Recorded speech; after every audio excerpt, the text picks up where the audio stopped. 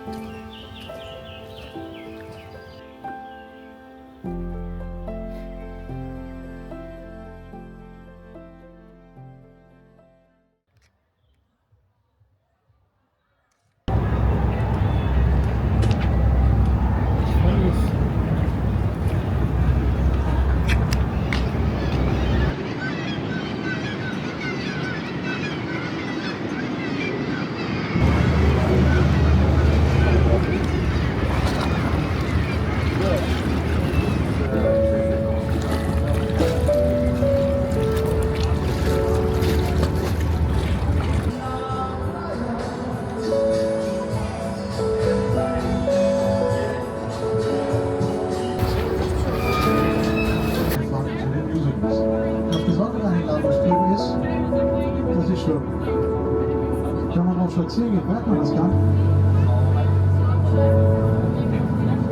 Man braucht also keine Hafenwelle wieder einzuschieben, was aber durchaus Vorteile hatte. Da konnte man die Waren nicht vorsortieren. Und vor allem dann musste nur das rausholen, was auch tatsächlich vorhanden bestimmt war. Jetzt haben wir mal klar was Besonderes.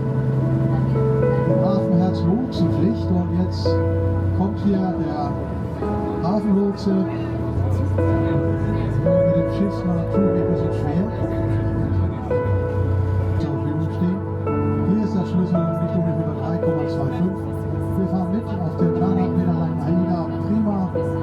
3250 Passagiere und 10.000 Besatzungsleute.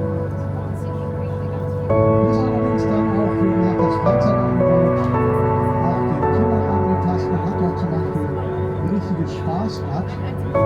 Sieht man für